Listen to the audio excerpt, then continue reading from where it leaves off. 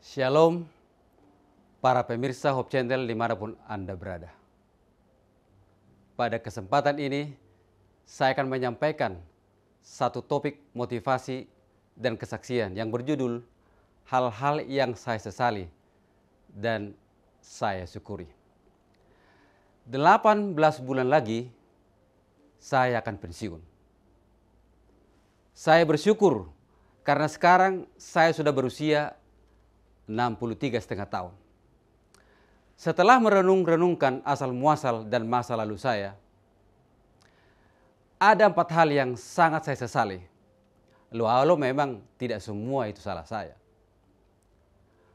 Mengapa saya melakukan kesalahan itu sejak dulu? Mengapa setelah sekarang baru saya sadari?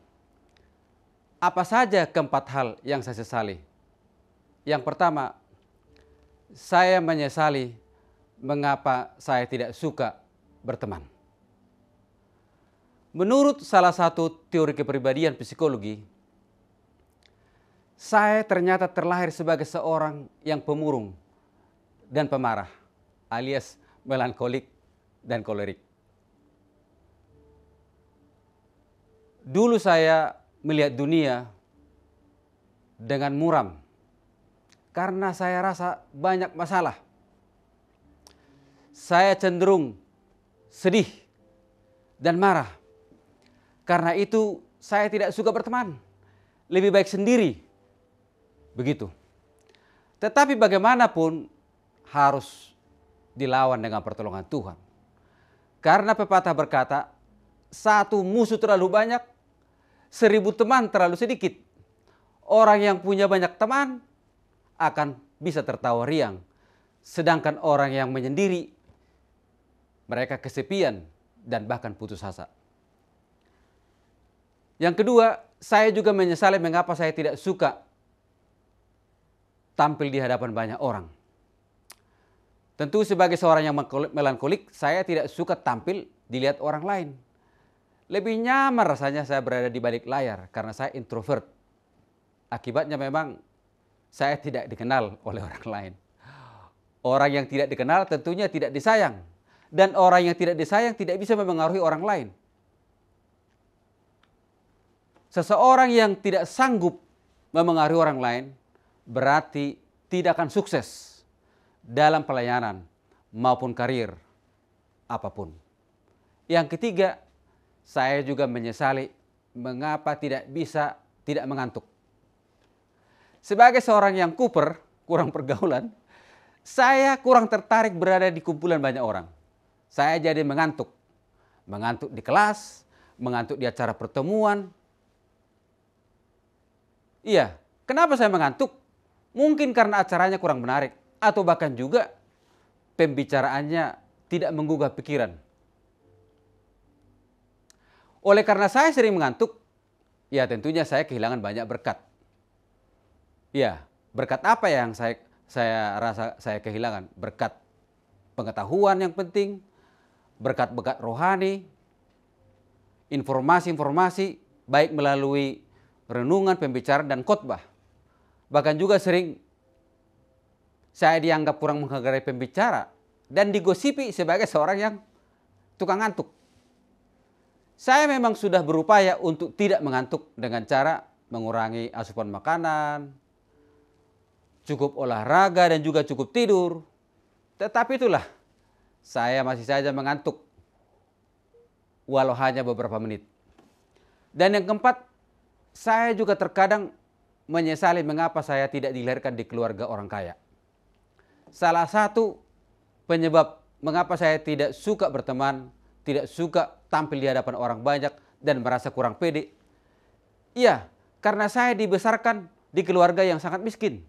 Tinggal di pedesaan, kurang makanan, tidak ada pakaian yang bagus, minim fasilitas. Itu semua membuat saya kurang percaya diri atau kurang pede. Terkadang saya merasa hidup ini kurang fair, kurang adil. Karena saya melihat teman-teman sebaya saya waktu sekolah, bukan hanya mereka tampil oke, diberikan uang jajan yang cukup, bahkan lebih.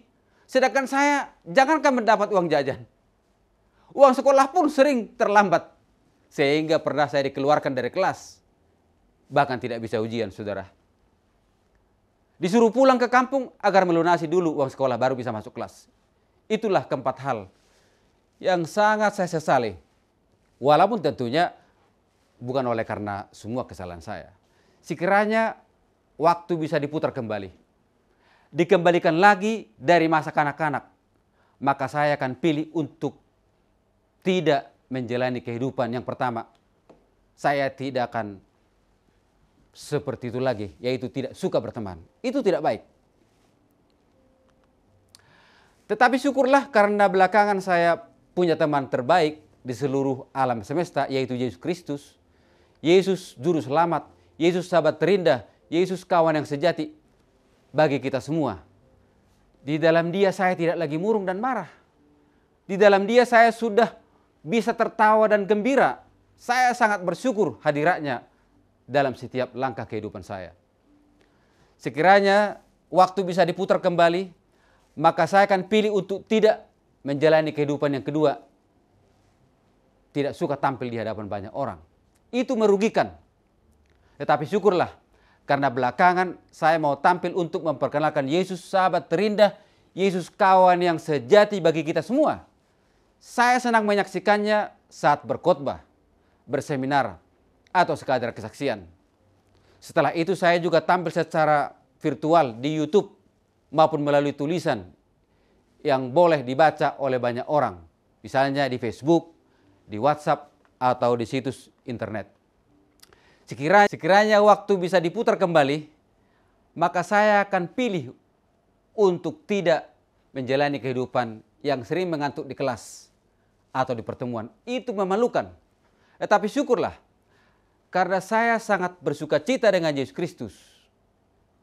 Yesus kawan yang sejati bagi kita semua. Saya mengambil waktu untuk lebih banyak mengenal Dia secara pribadi. Baik secara otodidak, non formal, maupun studi formal di beberapa perguruan tinggi hingga level yang tertinggi. Itulah sebabnya semboyan hidup saya menjadi to know Jesus more clearly. Mengenal Yesus lebih jelas lagi. To love Jesus more dearly. Mengasihi Yesus lebih dalam lagi. To follow Jesus more nearly. Mengikuti Yesus lebih dekat lagi. Dan to serve Jesus more fully. Melayani Yesus lebih penuh lagi. Sekiranya waktu bisa diatur, diputar kembali, maka saya akan lebih bersyukur menjalani kehidupan walaupun dilahirkan di keluarga miskin. Itu berkat tersembunyi. Belakangan saya makin kagum kepada Yesus Kristus, sahabat terindah. Kenapa? Karena ternyata Dia datang ke dunia sebagai orang miskin. Supaya melalui kemiskinannya saya bisa menjadi kaya. Kemiskinan di dunia hanya sementara. Karena Dia telah menyediakan bagi kita Yerusalem baru yang adalah kota yang indah, tiada tara. Miskin harta tidak mengapa, asalkan tidak miskin jiwa dan miskin sukacita. Apa bedanya orang pintar dari orang bodoh? Bukan dari segi IQ, tetapi dari segi sikap dan pandangan hidup. Orang pintar belajar dari kesalahan orang lain maupun dari kesalahan sendiri. Tetapi orang bodoh bukan hanya tidak mau belajar dari kesalahan diri sendiri, tetapi juga tidak mau belajar dari kesalahan orang lain. Kepada pemirsa yang lebih muda dari saya, selagi masih ada waktu, mengapa tidak ambil pelajaran dari kesalahan saya? Terus terang, saya bergumul berat menyampaikan ini. Karena ini berarti saya mempermalukan diri saya sendiri. Tetapi tidak mengapa. Karena saya pun sudah belajar juga dari kesalahan orang-orang lain terdahulu. Terlepas dari apakah mereka tahu atau tidak kesalahan mereka telah dibeberkan dalam Alkitab, bukan untuk mempermalukan mereka, tapi agar generasi berikutnya boleh belajar dari pengalaman mereka. Misalnya Raja Saul yang akhirnya ditolak Tuhan sebagai raja karena dikuasai logika daripada setia mengikuti firman Tuhan. Demikian juga Raja Daud. Setelah dilepaskan dari berbagai bahaya dan dirajakan oleh Tuhan menjadi Raja Israel, tapi kemudian melakukan tindakan berdarah, yaitu membunuh Uria serta merampas istrinya. Tetapi syukurlah dia merendahkan diri dan bertobat setelah beroleh pengampunan dari Tuhan. Raja Salomo yang setelah tiba di puncak kejayaan dan kemasyurannya, tetapi kemudian jatuh kepada poligami ekstrim dan penyembah berhala yang melampaui segala bangsa lain. Tetapi syukurlah karena pada akhirnya hidupnya meninggalkan kesenangan dunia dan penyembahan dewa-dewi. Rasul Paulus mengatakan bahwa semua itu telah ditulis untuk menjadi pelajaran bagi kita, supaya kita teguh berpegang pada pengharapan oleh ketekunan dan penghiburan dari kitab suci. Selagi masih ada waktu, selagi masih muda, marilah belajar dari kehidupan. Jangan pernah berhenti belajar dari kehidupan kita, dari kehidupan lain, karena kehidupan memberikan banyak pelajaran. Dia senantiasa fokus kepada misinya, yaitu misi penyelamatan. Itulah kehidupan Tuhan Yesus. Sehingga sebelum kematiannya di kayu salib, dia berseru, "Sudah selesai." Wes, udah. Ges cacap. Nunga marujung. It is finished. Tetelestai, sudah selesai. Saudara-saudaraku, biarlah kita sebagai umat-umat Tuhan menggunakan waktu untuk belajar. Belajar dari kehidupan orang lain, belajar dari kehidupan diri sendiri, khususnya belajar dari tokoh-tokoh Alkitab, dan lebih fokus lagi belajar dari kehidupan Yesus Kristus yang adalah contoh yang sempurna dan tidak pernah salah. Tuhan Yesus memberkati. Haleluya. Amin.